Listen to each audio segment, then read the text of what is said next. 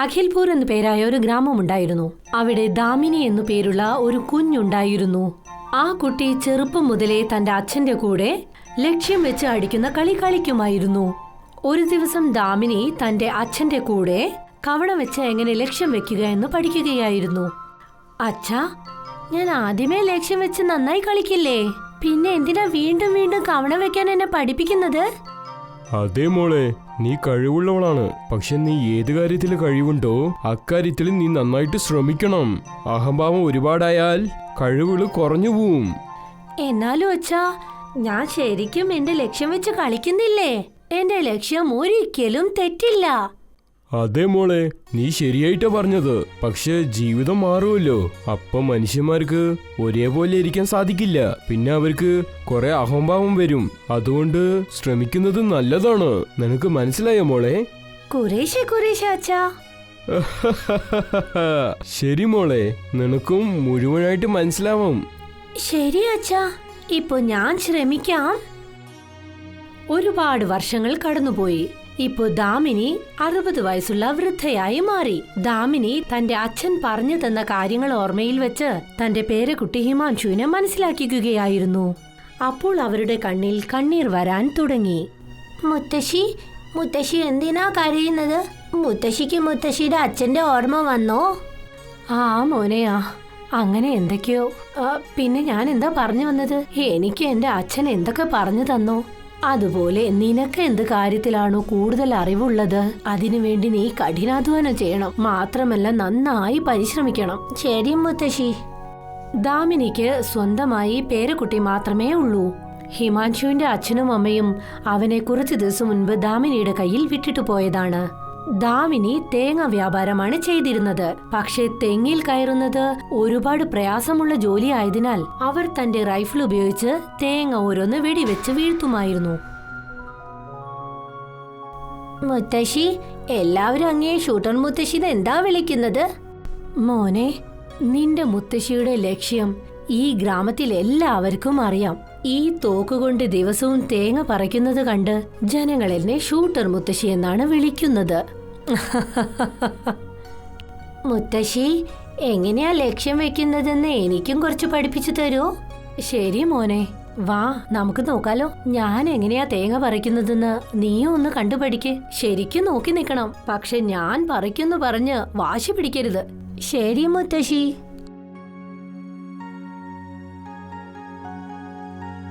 ദാമിനി തന്റെ തോക്ക് കൊണ്ട് തേങ്ങ പറിച്ചുകൊണ്ടേയിരുന്നു. അപ്പോഴാണ് പലിശക്കാരനും അദ്ദേഹത്തിന്റെ മകനും അങ്ങോട്ടേക്ക് വന്നത്. ദാമിനി, ഞാനും നിന്നെ കുറെ കാലമായിട്ട് നോക്കുന്നു. പക്ഷെ നിന്റെ ലക്ഷ്യം മാത്രം എപ്പോഴും മിസ്സാവണേയില്ലല്ലോ. എന്റെ മകനും വലിയ അമ്പും നന്നായിട്ട് എയിം ചെയ്യും. പക്ഷെ അവന്റെ ലക്ഷ്യവും ചിലപ്പോ തെറ്റിപ്പോവും. പരിശ്രമിച്ചുകൊണ്ടേയിരുന്നാൽ ഇവനും തീർച്ചയായും ലക്ഷ്യത്തിലെത്തും. നിങ്ങൾക്ക് പ്രശ്നമില്ലെങ്കിൽ പങ്കജിനെ ഞാൻ തന്നെ പഠിപ്പിക്കാം.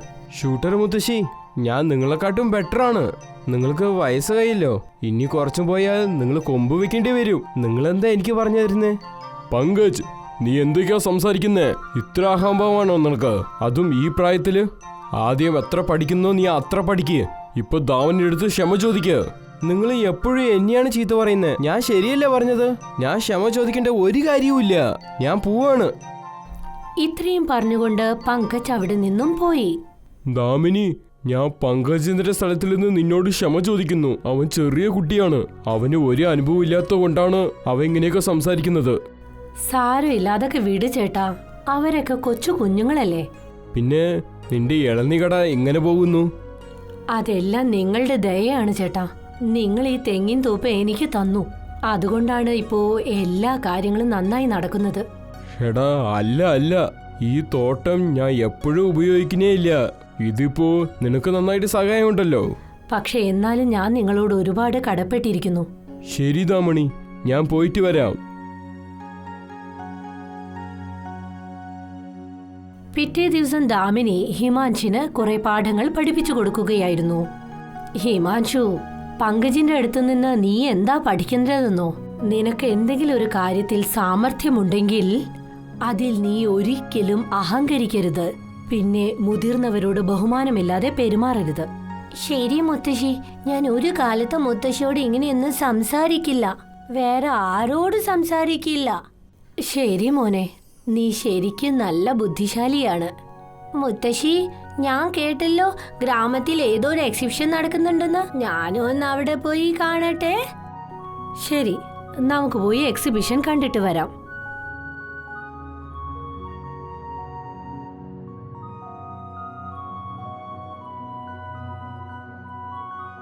മുത്തശ്ശി, അങ്ങോട്ടേക്ക് നോക്കൂ. അവിടെ ആ ബലൂണിലേക്ക് നോക്കി നമ്മള് വെടിവെക്കണം. സമ്മാനവും കിട്ടും. മുത്തശ്ശി ഒന്ന് കളിക്കാൻ നോക്കൂ. നല്ല കാര്യം, വാ നോക്കാലോ. നീയും വന്ന് നോക്ക് എങ്ങനെയാണ് ഷൂട്ടർ ആകുക എന്ന്. ആ കടയിലേക്ക് പോയതും അങ്ങോട്ടേക്ക് പങ്കജും വന്നു. നിങ്ങൾക്കിപ്പോ ഒരുപാട് വയസ്സായി മുത്തശ്ശി. സൂക്ഷിച്ച് കയ്യിലെന്തെങ്കിലും അടിപെടുന്നേ. നീ വലിയ തമാശക്കാരനാണല്ലോ. ഇവിടെ നോക്കൂ, ലക്ഷ്യം വെച്ച ഇതുപോലെ വെക്കണം. പങ്കജ് 5-ൽ 4 ബലൂണും പൊട്ടിച്ചു. എന്നിട്ട് ദാമിനിയെ നോക്കി ചെറുതായി ഒന്ന് മന്ദഹസിച്ച് എന്താണ് അദ്ദേഹം പറഞ്ഞതെന്നോ, അതായത് ഇങ്ങനെയാണ് ലക്ഷ്യം വെക്കുക എന്ന്. ഹാ മോനെ, നന്നായി, നീ നന്നായി ലക്ഷ്യം വെച്ചു. താ, ഇനി ഞാൻ ചെയ്യാം. ദാമിനി നിമിഷ നേരം കൊണ്ട് ആ 5 ബലൂണുകളും പൊട്ടിച്ചു. സൂപ്പർ മുത്തശ്ശി, നിങ്ങളെക്കാളും നന്നായി ആരും ലക്ഷ്യത്തിൽ വെടിവെക്കില്ല. ഒരുപാട് സംസാരിക്കണ്ട. എന്റെ കയ്യിൽ ലേശം സ്ലിപ്പായി. അല്ലെങ്കിൽ നിന്റെ ഷൂട്ടർ മുത്തശ്ശി എന്നെ വിജയിക്കാനേ പറ്റില്ല. സാരമില്ല മോനെ, ഇത് വെറും ഒരു കളിയല്ലേ. ഈ ഒരു നിസാര കാര്യത്തിന് നീ എന്തിനാ ദേഷ്യപ്പെടുന്നത്? ഇവൻ പറഞ്ഞത് അത്ര വലിയ കാര്യമാണോ? ഇത് ശരിയല്ല. ഇപ്പൊ ഞാൻ പോയിട്ട് വരാം. പക്ഷെ നിങ്ങൾ എന്നെ കളിയാക്കിയത് ഞാൻ തിരിച്ചടി കൊടുത്തേ തീരും. ദാമിനി തന്റെ പ്രൈസ് മണിയും വാങ്ങി ഹിമാൻഷുവിനെയും കൂട്ടിക്കൊണ്ട് അവിടെ നിന്നും യാത്രയായി. പങ്കജ് അവിടെ നിന്ന് നേരെ തന്റെ അച്ഛനെ കാണാൻ വന്നു. അച്ഛാ, ഇതെല്ലാം നിങ്ങളുടെ തെറ്റാണ്. നിങ്ങളെ ഷൂട്ടർ മുത്തശ്ശിക്ക് സഹായിച്ചിരിക്കുന്നു. എന്നിട്ടും മുത്തശ്ശി എന്നെ എവിടെ കണ്ടാലും കളിയാക്കാണ്. ആദ്യ കാര്യം തോന്നു അത് പറയ്. അവിടെ കടകളിരിക്കുന്ന സ്ഥലത്ത് വെച്ച് എല്ലാവരുടെ മുമ്പിൽ എന്നെ കളിയാക്കി. അവിടെ ഒരു ചെറിയ കളിയില് അവരെന്നെ വിജയിച്ചിട്ട് എന്തൊക്കെയോ വലുതായിട്ട് സംസാരിക്കുന്നു. എനിക്കെന്തോ തോന്നുന്നു വെച്ചാ ദാമിനി ഒരു കാരണവുമില്ലാതെ അങ്ങനെ അവള് സംസാരിക്കില്ല. നിങ്ങൾ എപ്പോൾ നോക്കിയാലും മുത്തശ്ശി എന്നെ സപ്പോർട്ട് ചെയ്യൂ. എന്തായാലും ഈ മാസം നടക്കാൻ പോകുന്ന ഷൂട്ടിംഗ് കോമ്പറ്റീഷനിൽ മുത്തശ്ശി അറിഞ്ഞിരിക്കുമല്ലോ. അങ്ങനെയാണെങ്കിൽ നീ കോമ്പറ്റീഷന് വേണ്ടി വെയിറ്റ് ചെയ്യ്. പിന്നെ നിറയെ ശ്രമങ്ങൾ ചെയ്യ്. ഞാൻ ശ്രമിക്കാനും പിന്നെ കുറച്ച് സാധനങ്ങൾ വാങ്ങിക്കാനും എനിക്ക് പൈസ വേണം. ഏത് കാര്യമാണോ ശരി അതന്നെ നീ ചെയ്യ്. പക്ഷേ അനാവശ്യമായിട്ട് പൈസ ചെലവാക്കണ്ട. നിനക്ക് നിന്നോട് വിശ്വാസം ഉണ്ടെങ്കിൽ നീ വിജയിച്ചു കാണിക്കേ. മനസ്സിലായോ? അങ്ങനെ ഒരാഴ്ച കടന്നുപോയി. ദാമിനിയുടെ വീട്ടുപടിക്കൽ ദാമിനി പങ്കജിനെ കണ്ട് അവനോട് അകത്തേക്ക് വരാൻ പറഞ്ഞു. എന്താ കാര്യം പങ്കജ്? ഏതെങ്കിലും ഒരു മത്സരം വരുന്നുണ്ടെന്ന് തോന്നുന്നു.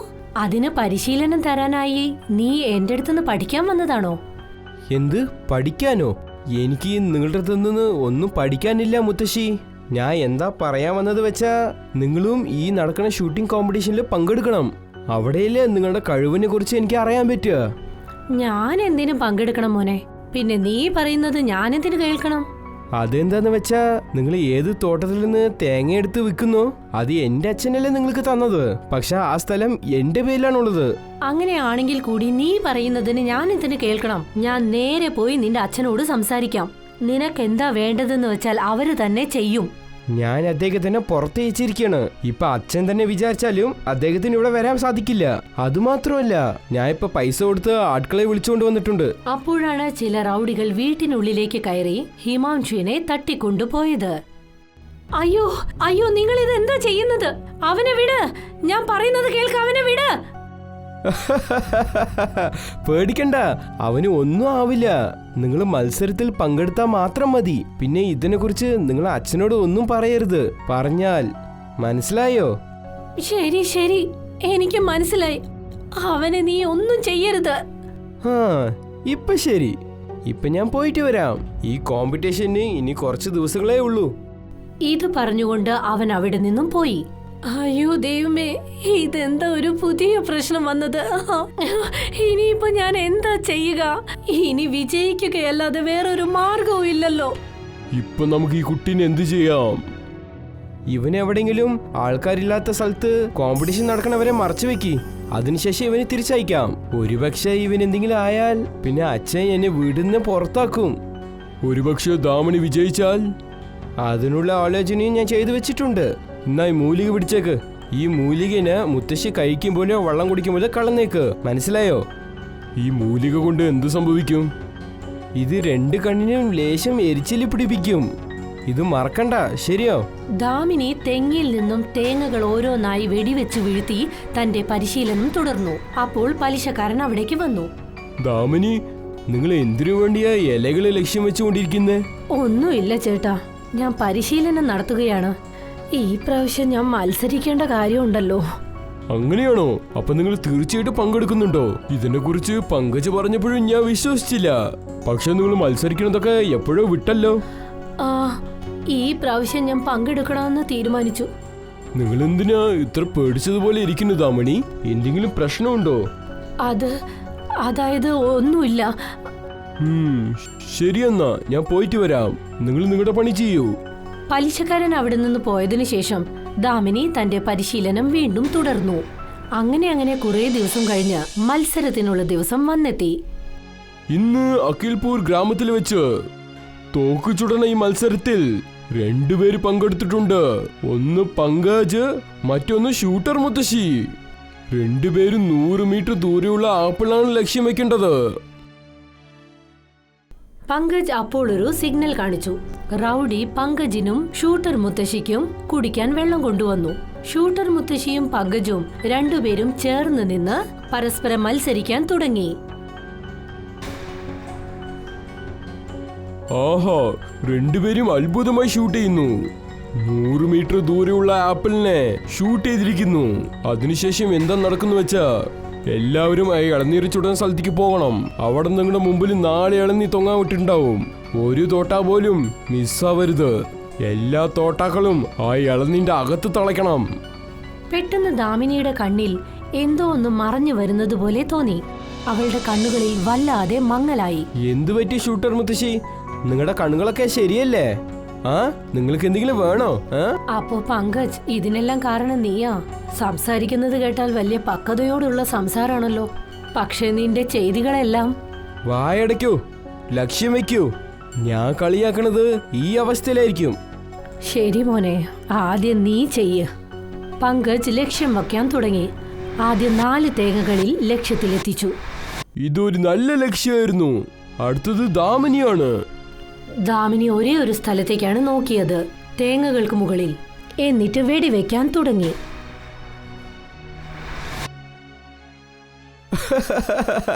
നിങ്ങൾക്ക് ഒരു ഇളനീര് മാത്രമേ ലക്ഷ്യം വെക്കാൻ പറ്റിയത്. ബാക്കി 3 മിസ്സായി പോയല്ലോ. പക്ഷെ ജനങ്ങളെല്ലാവരും ഷൂട്ടർ മുത്തശ്ശി എന്നാ പറയുന്നേ. നല്ല തമാശയാണ്. ഇത് ആരെങ്കിലും കണ്ടിട്ട് പറയോ? 1 മിനിറ്റ്. വൗ, എന്നൊരു ലക്ഷ്യമാണ്. ഇവരെന്താ പറയുന്നത്? ഇതെന്ത് ലക്ഷ്യമാ? ഗ്രാമത്തലവൻ എല്ലാവർക്കും തേങ്ങകൾ കാണിച്ചു. അതായത് ആദ്യ വെടിയുണ്ട കൊണ്ട് തന്നെ എല്ലാ തേങ്ങയിലും ലക്ഷ്യം കൊണ്ടു.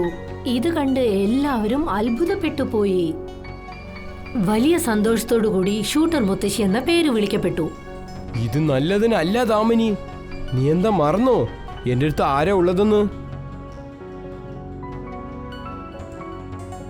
ഞാൻ ഈ വിജയം അംഗീകരിക്കുന്നില്ല. അപ്പോഴാണ് പലിശക്കാരൻ ഹിമാൻഷുനെ കൂട്ടി അങ്ങോട്ടേക്ക് വന്നത്. ദാമിനി പങ്കജിനെ വിജയായി പ്രഖ്യാപിക്കാൻ പോയി. പക്ഷെ അതിനു മുൻപ് തന്നെ ദാമിനിയുടെ വാക്കുകൾ പലിശക്കാരൻ തടഞ്ഞു. നിങ്ങൾ നിർത്തൂ ദാമിനി. എനിക്ക് നേരത്തെ തന്നെ അറിയാം പങ്കജ് എന്തോ തെറ്റ് ചെയ്തിരിക്കുന്നെന്ന്. ഞാൻ അന്ന് നിങ്ങളെ കണ്ടതിനു ശേഷം ഒരു കാര്യം മനസ്സിലാക്കി. ഇവൻ ഗുണ്ടന്മാരെ പൈസക്ക് മേടിച്ചിട്ടുണ്ട്. ഞാൻ ചെന്ന് ഹിമാൻഷുവിനെ കണ്ടുപിടിച്ച് ഇവിടേക്ക് വിളിച്ചുകൊണ്ട് വന്നിട്ടുണ്ട്. ദാമിനിയുടെ കണ്ണിൽ നിന്നും കണ്ണീർ വരാൻ തുടങ്ങി. ഇത് എങ്ങനെ സംഭവിക്കും? നിങ്ങളുടെ കണ്ണുകളെ മൂലികന്റെ വെള്ളത്തിന്റെ കാരണം കൊണ്ട് എരിച്ചിൽ വന്നിട്ട് അറിയാതായിരിക്കണം. എന്നിട്ടും നിങ്ങൾക്ക് എങ്ങനെ ഇത്ര ലക്ഷ്യം വെക്കാൻ പറ്റിയത്? നീ എന്താ പറഞ്ഞു വരുന്നേ? നീ ഗുണ്ടന്മാരെ വിളിച്ചുകൊണ്ട് വന്നതിന് ശേഷവും നിനക്ക് സമാധാനായില്ലേ? നീ കാര്യം ചെയ്തിട്ടുണ്ടോ? ഇതിൽ ആശ്ചര്യപ്പെടേണ്ട യാതൊരു കാര്യവുമില്ല. തേങ്ങ എവിടെയൊക്കെ ഉണ്ടെന്ന് അറിഞ്ഞതിന് ശേഷമാണ് എന്റെ കണ്ണിലെ കാഴ്ചകൾ മുഴുവൻ മറഞ്ഞു പോയത്. എന്റെ ലക്ഷ്യസ്ഥാനം എന്റെ മനസ്സിലുണ്ടായിരുന്നു. എന്റെ ജീവിതം മുഴുവൻ ഞാൻ ഇതിനു വേണ്ടി കഠിനാധ്വാനം ചെയ്തിരുന്നു. അതായത് എന്റെ അച്ഛൻ എങ്ങനെ എന്നെ പഠിപ്പിച്ചു വിട്ടോ അതുപോലെ. ഇതൊന്നും നിനക്ക് മനസ്സിലാവില്ല മോനെ. നീ ഇത്ര മോശമായ പയ്യനായിരുന്നോ? നീ ഇത്രയ്ക്കും താഴെറങ്ങിപ്പോയോ? ഞാൻ നിന്നെ എന്റെ കുടുംബത്തിൽ നിന്ന് പിരിച്ചുവിടാൻ പോവാണ്. പങ്കജ് കരഞ്ഞുകൊണ്ട് ആ സ്ഥലത്തു നിന്ന് പോയി. അങ്ങനെ ഷൂട്ടർ മുത്തശ്ശി വീണ്ടും നെടുവീർപ്പിട്ടു. അതായത് എത്ര വയസ്സായാലും ശരി, വിജയിക്കണമെന്ന് ഉറപ്പുണ്ടെങ്കിൽ തങ്ങളുടെ കഴിവിനെ പരിശ്രമിച്ച് ഉയർത്തിക്കൊണ്ടേയിരിക്കണമെന്ന്.